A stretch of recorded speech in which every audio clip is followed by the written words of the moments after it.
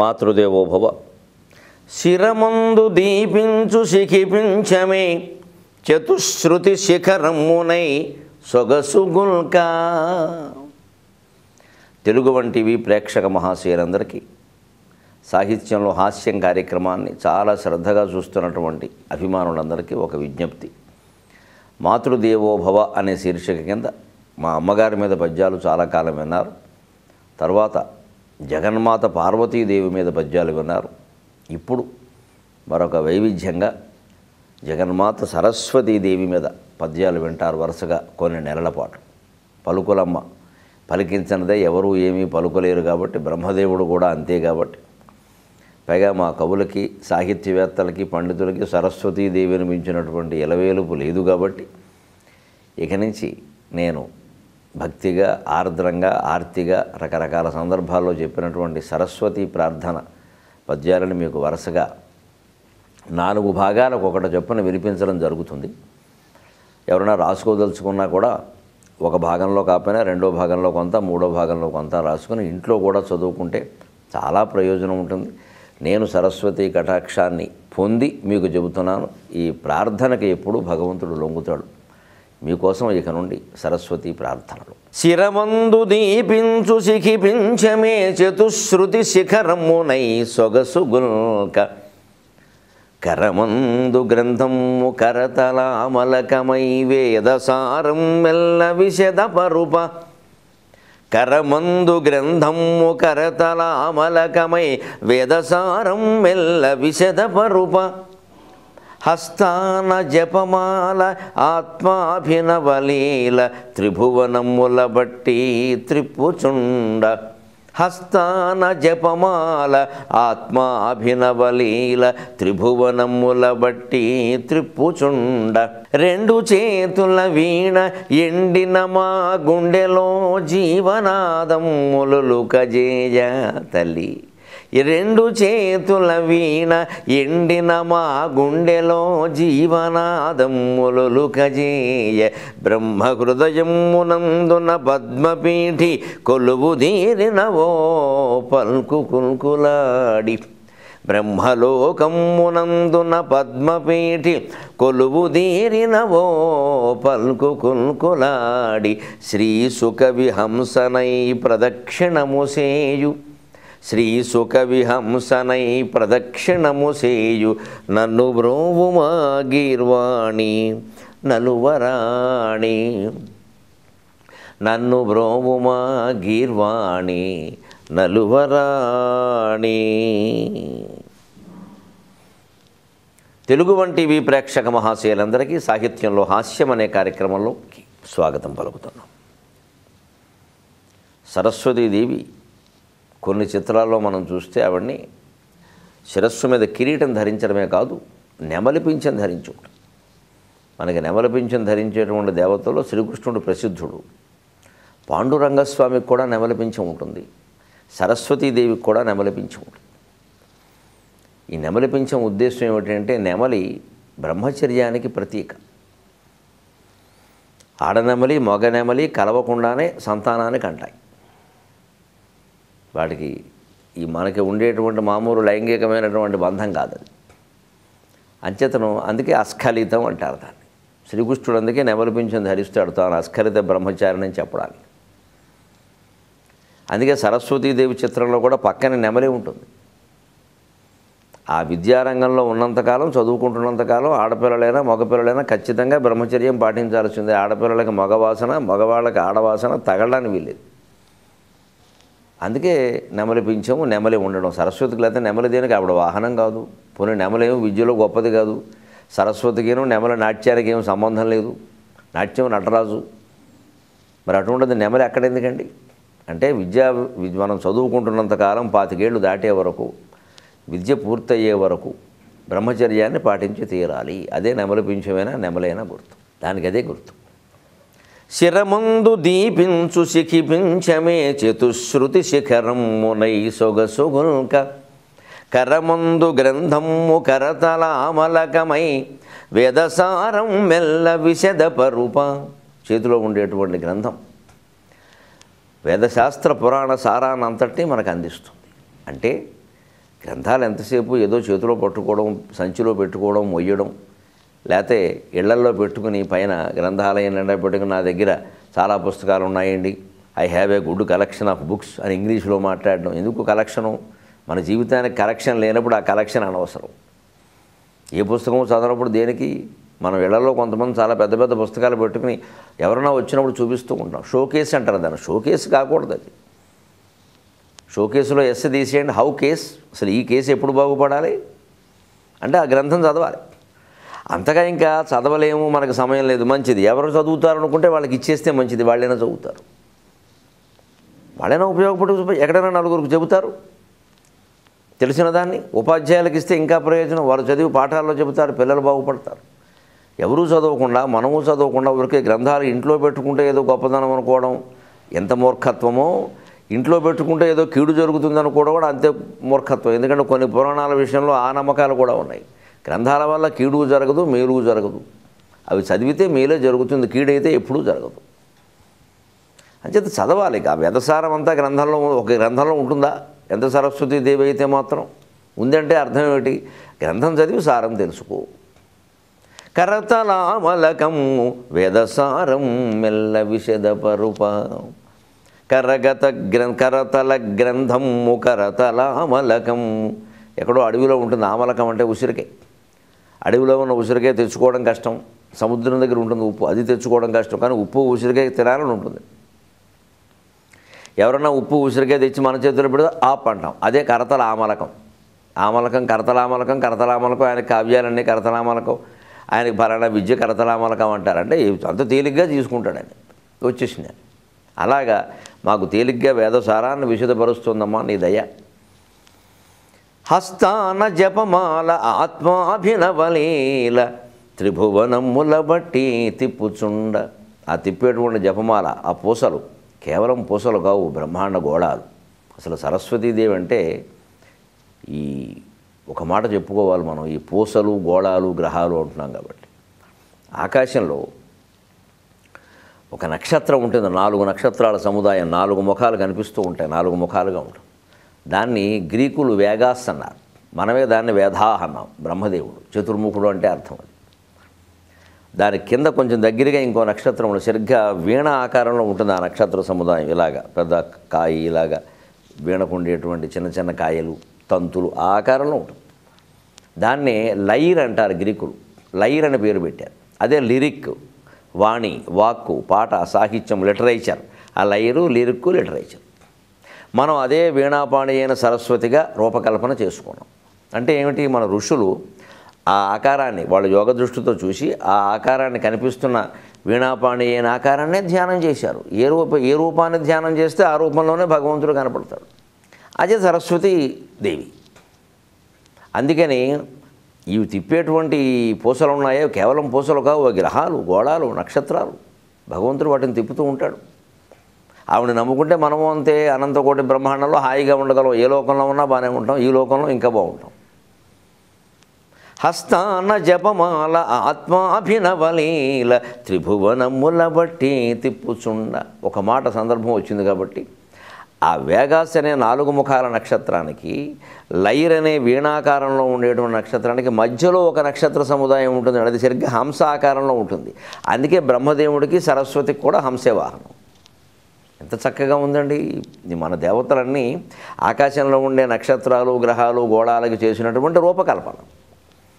ఈ రూపకల్పన ఎందుకు? ఉపాసక నామకార్యార్థం బ్రహ్మణో రూపకల్పన. ఆరాధన చేసుకోవాలి, నమ్ముకోవాలి, దండం పెట్టుకోవాలి, కాస్త ఏకాగ్రత కుదరాలి అంటే ఏదో రూపం లేకపోతే ఎలాగా? కాఫీ తాగాలి, బాగానే ఉంది. కప్పు లేకుండా ఎలా తాగుతావు? దోషుల్లో పోసుకుంటావా? కప్పు ఉండాలి, కానీ కప్పు కాఫీ కాదుగా. అలాగా ఆరాధన చేయడానికి దేవతకు ఒక రూపం కల్పన తప్పులేదు. కానీ ఇక రూపమే దేవతను పట్టుకుని ఇక దానికి మించి ఏమీ లేదని మాట్లాడటం, మతభేదాలు పెట్టుకోవడం, వాళ్ళ దేవుడు వీళ్ళ దేవుడు అనడం, నా దేవుడు నీ దేవుడు, ఇక అంతకంటే మూర్ఖత్వం ఇంకోటి లేదు. ఈ జ్ఞానమే ఎప్పటికప్పుడు తెలుసుకోకపోతే కర్మకాండ మూర్ఖత్వంలో గెంటేసి అనవసరపు గొడవలు పెట్టేస్తుంది, దేశాన్ని విచ్ఛిన్నం చేసేస్తుంది. ఇది గ్రహించుకోవాల్సింది. అందుకని ఇద్దరికి వాహనం హంస, అదిగా అది మధ్యలో ఉన్న నక్షత్రం అది. అలాగ నేను అటువంటి హంసనేనమ్మా. మీకు 2 చేతుల వీణ ఎండిన మా గుండెలో జీవనాదమ్ములు కజేయ.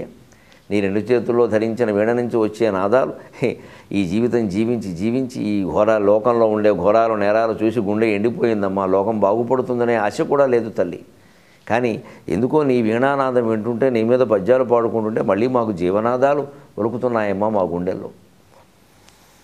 బ్రహ్మలోకమునందున పద్మపీఠి కొలువు తీరినవో పల్కు కుంకులాడి శ్రీ సుఖ విహంసనై ప్రదక్షిణము చేయు. నీకు బ్రహ్మదేవుడు కూడా వాహనమై నీ చుట్టూ ప్రదక్షిణం చేస్తున్నటువంటి ఈ కవి అనేటువంటి హంసని కాపాడు తల్లి.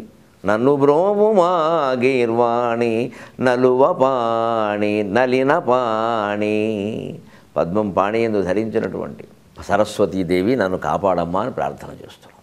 ఈ వారం సాహిత్యంలో హాస్యంలో చమత్కార శ్లోకాల్లో భాగంగా ఒక ఆయనకి వైద్యుల మీద కోపం వచ్చింది. రాదు, అప్పట్లోనే వచ్చింది. వచ్చి ఏమంటున్నాడంటే, వైద్యరాజ నమస్తుభ్యం క్షపితాశేషమానవక, వైద్యరాజ నమస్తుభ్యం క్షపితాశేషమానవక, త్వయి నిక్షిప్త భారోయం కృతాంతక సుఖమేధతే, త్వయి నిక్షిప్త భారోయం కృతాంత సుఖమేధతే. వైద్యరాజా నీకు నమస్కారం. ఓ ఎంబీబీఎస్ డాక్టరు, ఎండి, స్పెషలిస్టు, ఎంఎస్ఓ, ఫారిన్ రిటర్న్లో నీకు నమస్కారం ఆయన. ఎందుకని? క్షపిత అశేషమానవక, భూభారం తగ్గుతుంది అంటే మీ వల్లే, ఇంతకంటే వ్యంగ్యమేం అక్కర్లేదు. ఇంకా భూభారం తగ్గడానికి డాక్టర్లు కారణట. అంటే వైద్య సౌకర్యాలు లేక కొందరు, వైద్యం వల్ల కొందరు. దానికేమీ, కళ్ళు తాగి కొందరు, కల్తీ కళ్ళు దొరక్క కొందరు. కల్తీ కళ్ళు తాగి కొందరు చనిపోతున్నారు, చూస్తూనే ఉన్నాం కదా. ఇప్పుడు దొరక్క కూడా చనిపోతారు అన్నమాట. అంచేత వైద్య సౌకర్యాలు లేక కొందరు చనిపోతే, వైద్య సౌకర్యం వల్లే కొందరు చనిపోతారు. గుండెపోటు వచ్చి వైద్యుల దగ్గరికి వెడతాం, ఆయన ఏదో ఓపెన్ హార్ట్ సర్జరీ అంటాడు. బాగానే ఉంది. ఓపెన్ హార్ట్ ఏమిటి? Open purse, open bank, open ల్యాంకరు, ఓపెన్ స్విస్ బ్యాంకు, అన్నీ ఓపెనే. ఓపెన్ హార్ట్ తోటి ఇన్ని ఓపెన్ చేస్తే కానీ ఈ ఓపెన్ హార్ట్ అవ్వదు. ఆయన చేసిన వైద్యం వల్ల గుండెపోటు తగ్గుతుంది. బిల్లు చూశాక రెండోసారి వస్తుంది, ఇక దానికి వైద్యం లేదు, పడతాడు అంతే కింద. అలాగే ఒళ్ళు మండి పూర్వకాలంలోనే అన్నారు అంటే ఇప్పుడు పరిస్థితి ఏమిటో చూడండి. ప్రతిదానికి పరీక్ష అన్నం. వైద్యరాజ నమస్తుభ్యం, వైద్యరాజ నమస్తుభ్యం క్షపిత అశేషమానవక, నీ వల్లనే మొత్తం మానవులంతా వెళ్ళిపోతున్నారు నాయన. అందుకే త్వయి నిక్షిప్త భారక అయం కృతాంతక. యముడు సగం భారాన్ని డాక్టర్ల మీద పారేసాడు. మీరు చూసుకుంటారు అబ్బాయిని. ఆయన వచ్చి చంపాల్సిన అవసరం లేదు, వీడు సగం మందిని లేపేస్తాడు. త్వయి నిక్షిప్త భార, మీ మీద బరువు అంతా వేసేసి కృతాంతక సుఖమేధతే. యముడు తన బాధ్యతలు చేయవలసిన పని ఏమి లేకుండా హాయిగా దసరా సెలవులు వచ్చినంత సుఖంగా ఉన్నాడు. అన్నారు పైకి మనం వెళ్ళి ప్రత్యేకంగా చంపాల్సిన పని ఏమి లేదు. ఇక ఇంతకంటే దెబ్బ లేదండి డాక్టర్లకి. కవి తలుచుకుంటే ఇలా కొడతాడు దెబ్బ. ఏ యోధుడు, అలెగ్జాండర్ లాంటి వీరుడు కూడా కత్తితోనూ కొట్టలేడు, అర్జునుడు లాంటి వీరుడు కూడా బాణంతో కొట్టలేడు. ఇలాగ కవి తలుచుకుంటే ఇలా కొడతాడు. కుళ్ళిపోవాలంటే ప్రతివాడు, వైద్యాన్ని వ్యాపారం చేసేటటువంటి ప్రతి పెద్ద మనిషి కుళ్ళిపోవాలి. ఓ కోట్లు పెట్టి సీట్లు కొనేయడం, అక్కడి నుంచి ఆసుపత్రులు కోట్లు పెట్టి పెట్టేయడం, ఆ కోట్లు మొత్తం జనం దగ్గర లాగేయడం అంత అవసరమా? ఆ విద్య అంత ఖర్చు పెట్టి అదే చదవడం ఎందుకు? సంపాదించడానికే కదా. అది చదివామండి, ఖర్చు అయిందండి కాబట్టి సంపాదించు. ఎవరు చదవమన్నారు? సంపాదించాలనే ఉద్దేశంతోనే చదువుతున్నాం. ఇంత సంపాదన లేని విద్యలు కొన్ని ఉన్నాయి, చదువుకోవచ్చుగా. అబ్బాయి అక్కడ అహమే, అక్కడ స్వార్థమే. సంతృప్తి అనేది మనకి జీవితంలో లేకపోవడం వల్ల, చిత్తశుద్ధి లేకపోవడం వల్ల ఇవన్నీ జరుగుతున్నాయి. పైగా ఈ మధ్యనే మనం మంచికి మంచి, చెడ్డకి చెడ్డ రెండూ చెప్పుకోవాలి. డాక్టర్లే కొంతమంది నిమ్స్, నీలోఫరు, కిమ్స్ ఇలాంటి కొంచెం ప్రభుత్వ వైద్యశాలలు, ప్రఖ్యాత కార్పొరేట్ వైద్యశాలలు కూడా కొంతమంది మానవత్వం ఉన్న సహృదయులైన వైద్యులు గొప్ప మాట చెప్పారండి పత్రికల్లో. మీకు మీ మనస్సులో ప్రశాంతంగా ఉండడం కోసం ఆ మాట చెబుతున్నాను. కంగారు పెట్టడం మన ఉద్దేశం కాదు కాబట్టి. ఈ యాంటీబయాటిక్ బిళ్ళలు అనేవి శుద్ధ అనవసరంగా వాడుతున్నారు. అవి వాడడం అంటే పాము నోట్లోంచి విషం కోరల నుంచి పిండి మనం తాగడమే అని చెప్పారని స్పష్టంగా. అంతేకాకుండా అసలు కొన్ని రోగాలకి మందులు వాడడం అనవసరం. జ్వరం రావడం ఆరోగ్యం అంట మనిషికి. జ్వరం ఏడాదికి 1-2 సార్లు వస్తే కంగారు పడద్దు, పైగా ఆరోగ్యం. జ్వరం ఒక్కసారి వస్తేనండి శరీరంలో రక్త ప్రసార వ్యవస్థను మొత్తం బాగు చేస్తుంది. అది వ్యాధి నిరోధక శక్తిని పెంచుతుంది. ఓ 4 రోజులు విశ్రాంతి తీసుకోవాలి, తీసుకుందాం పోనీ.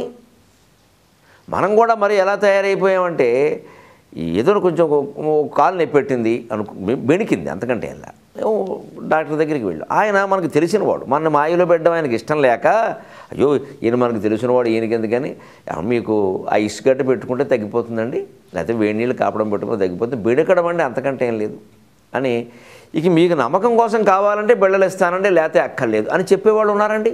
వాళ్ళని అనుకోవాల్సిన పని లేదు. మనలో కూడా ఉంది లోపం. మనం ఆ బిళ్ళలో ఇచ్చేయండి, ఎందుకైనా మంచిది ఏమిటి, ఎందుకైనా మంచిది ఏమిటి, ఇలా శనగపప్ప కందిపప్ప డాక్టర్ గారు చెబుతుంటే ఓ పక్క, అంటే మన నమ్మకం అంది, బెళ్ళేస్తే కానీ తగ్గదు, బెళ్ళేస్తే కానీ తగ్గదు. కోర్టుకి ఎడితే కానీ తగాదా తీరదంటే ఎలాగంటే మనుషులు కూర్చుని తీర్చుకునే తగాదాలు చాలా ఉన్నాయి. అలాగే వైద్యులు స్వయంగా వద్దమ్మా ఇది చాలంటే వెంటనే మంచివాళ్ళండి బాబు, మీరు మా దేవుళ్ళు లాంటి వారు, మాకు ఖర్చు లేకుండా చేశారని చెప్తే వాళ్ళు కూడా ఆ పొగడ్తకి సంతోషించి మనస్సులో ఎలా మనం ఏదో ఎక్కువ వసూలు చేసినప్పుడు కలిగిన ఆనందం కంటే, వాడిని మోసం చేసి ఎక్కువ వసూలు చేసినప్పుడు కలిగిన ఆనందం కంటే, నిజాయితీగా మాట్లాడడం వల్ల ఇతను ప్రశంసిస్తుంటే మన హృదయంలో గొప్ప ఆనందం కలుగుతుంది. అంటే హృదయానందం కోసమే కదా ఎవరైనా ఏమైనా చేసేది. ఎన్ని కోట్లు సంపాదించినా, ఎన్ని సోఫాలు కొన్నా, ఎన్ని ఇళ్ళు కట్టుకున్నా, చివరికి ఎన్ని పెళ్ళిళ్ళు చేసుకున్నా, ఎంతమందితో ఏమనుభవించినా అన్నీ మానసిక ఆనందమే కదండి. ఆ మానసిక ఆనందం ఎదుటి వాళ్ళ ప్రశంసలో నిజాయితీగా దొరుకుతూ ఉంటే, దుర్మార్గం చేయాలని, వ్యాపారం చేయాలని వాళ్ళకు మాత్రం ఎందుకు ఉంటుంది? అది మనం అందించగలగాలి. దేవుళ్ళు లాంటి వారండి, రూపాయి ఖర్చు పెట్టకుండా వైద్యం చేస్తున్నారు, మీరు చక్కగా ఏదో మీ ఫీజు తప్పితే ఇంకేదో ఆ మాత్రం తీసుకోవడం మన ధర్మం, వాళ్ళు తీసుకోవాలిగా. అనవసరంగా మా చేత మందులు మింగించారండి మా డాక్టర్ గారు అనే వాళ్ళని కూడా నేను చాలామందిని చూశాను. మా డాక్టర్ గారు చాలా మంచివారండి, అనవసరంగా మందులు మింగించారండి, ఇలా కూడా ఉన్నారమ్మ. మనం అనుకోవాలి. అందుకని వాళ్ళే చెప్పారు స్వయంగా, జ్వరానికి మందులు వాడకండి, జలుబుకు మందులు వాడకండి, దగ్గుకు మందులు వాడకండి, మిరియాల కషాయం అల్లపు రసము తీసుకుని ఓ 4 రోజులు విశ్రాంతి తీసుకోండి. మీరు మందులు వాడినా వారానికి తగ్గుతుంది, వాడకపోయినా తగ్గుతుంది. ఏమైందండి? అదే వినొచ్చుగా మనం. మనకు కూడా ఎలా పట్టేసిందంటే, యాంటీబయాటిక్ పడితే కానీ ఏమిటి పడేది, కింద పడతాం మనం. ఎందుకు అవసరం అది? క్రిములు ఏదైనా బాగా పెరిగిపోయి బ్యాక్టీరియా విపరీతంగా ఉన్నప్పుడు యాంటీబయాటిక్, కానీ అన్నిటికీ యాంటీబయాటిక్. ఆ మందులు ఉత్పత్తి చేసే కంపెనీల వాళ్ళు, వాటిని అమ్మేటువంటి ప్రతినిధులు, వాళ్ళు బాగుపడుతున్నారు, కానీ మనకేం తగ్గడం లేదే. ఇది అలవాటు చేసుకుంటే వైద్యులను కూడా అనవసరంగా అనుకోవలసిన అవసరం లేదు. వారిలోనూ చాలా మంచివాళ్ళు, సహృదయంతో వైద్యం చేసేవాళ్ళు ఉన్నారు. వారికి కూడా ఈ ప్రశంస, నిజాయితీపరుడైనటువంటి పేద రోగి, దేవుడువయ్యా నా కోసం పుట్టావయ్యా, నిజంగా ఎంత కడుపు నొప్పితో వచ్చానయ్యా ఇక్కడికి, నీ వల్ల తగ్గిందయ్యా అని ఆ పేదవాడంటే, అప్పుడు ఆ వైద్యులు ఎవరైనా సరే వాళ్ళ హృదయంలో ఏం జరుగుతుందో ఆలోచించుకోండి. అపరిమితమైన ఆనందం కలుగుతుందండి. అప్రయత్నంగా డాక్టర్ గారి కళ్ళజోడు వెనకాల కళ్ళజోడు కనపడనంత కన్నీటి బిందువులు కమ్మేస్తాయండి ఆనంద బాష్పాలు. ఆ ఆనంద బాష్పాల కంటే వాడి దగ్గర వసూలు చేసే 10,000 20,000 ఎక్కువ అండి. ఎన్ని లక్షలు కూడబెట్టి ఇంట్లో పెట్టుకున్నా మనకు ఆనంద బాష్పాలు వచ్చాయి, ఏడుపు కొట్టు మొహాలు తప్ప. ఇది ప్రతి రంగంలో ఉన్నవాళ్ళు ఆలోచించుకుంటే నిజమైన ఆనందం మనకు ఎక్కడుందో తెలుస్తుంది. సాహిత్యం వల్ల జరిగే మేలది. మేము సాహిత్యం తెలిసిన వాళ్ళు ఎవరైనా సరే, మేమే కాదు ఎవరైనా పద్యాలు పాడుకునేవాళ్ళు, ఆ బయట కూర్చుని సరదాగా మంచమే కూర్చుని పద్యాలు పాడుకుంటూ పరమానందం పొందేవారండి పూర్వం. భాగవత పద్యాలు రూపాయి ఖర్చు లేకుండా. మరి ఎంతో ఆనందం లేకపోతే వాళ్ళు ఎందుకు పాడుకుంటారండి? ఆ ఆనందం మనం ఇవాళ ఎందుకు పొందలేకపోతున్నాం? భావాల ద్వారా, ప్రశంసల ద్వారా, మాటల ద్వారా, ఆలోచనల ద్వారా, డబ్బు ద్వారానే ఆనందం వస్తుందని ఎందుకు అనుకుంటున్నాం? ఇది కనుక తెలుసుకోగలిగితే గొప్ప మార్పు మన జీవితాల్లో మనమే సాధిస్తాం. ఈ వారం ఒక మంచి చలోక్తి చెప్పుకుని మనం సెలవు తీసుకుందాం. సోవియట్ దేశాల్లో ఒక దేశం బెలారస్, అందులో స్వెత్లానా అనే ఆవిడకి మొన్ననే సాహిత్యంలో నోబెల్ బహుమతి ప్రకటించారు. ఆవిడ పాపం అక్కడ యుద్ధాల్లో దెబ్బతిన్న వాళ్ళు, ఆ సోవియట్ చెర్నోబిల్ అణు ప్రమాదం వల్ల దెబ్బతిన్న వాళ్ళు, వీళ్ళందరి జీవితాలని కథలుగా రాసి ఆ మహారచయిత్రి లోకంలో అందరికీ ఒక కనువిప్పు కలిగించింది యుద్ధానికి వ్యతిరేకంగా.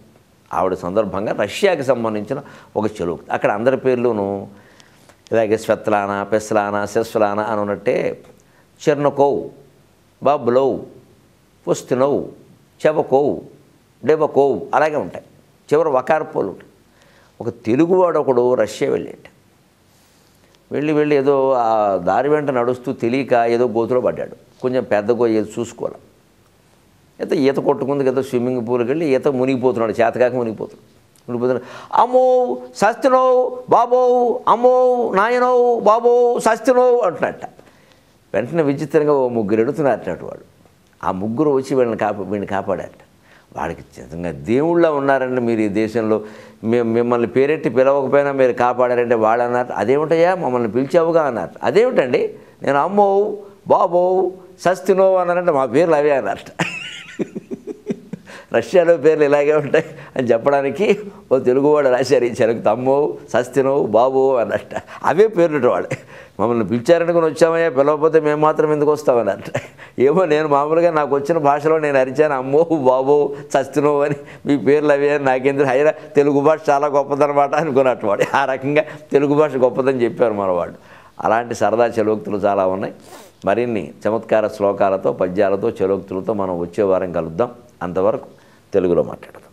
వారు సంపదని తృణప్రాయంగా భావిస్తారు. తృణం అంటే బరువు ఉండదు కదా, మరి వారు ఎందుకో వినయంగా ఉంటారు. అంత సంపద ఉండి అంత సంపద వారి నెత్తి మీద భౌతికంగా ఉన్నప్పుడు వారు మరి బరువుకు వంగుతారుగా. మరి గడ్డి పరకైతే బరువు ఉండకూడదుగా. ఇప్పుడు నిజానికి అంతగా చిక్కుకుపోయినప్పుడు ఎప్పుడైనా సరే భగవంతుడిని శరణ వేడాలి. ఇక నాయనా తప్పు చేశాను, గ్రహించలేకపోయాను, ఇరుక్కుపోయాను, ఇక నువ్వే కాపాడు.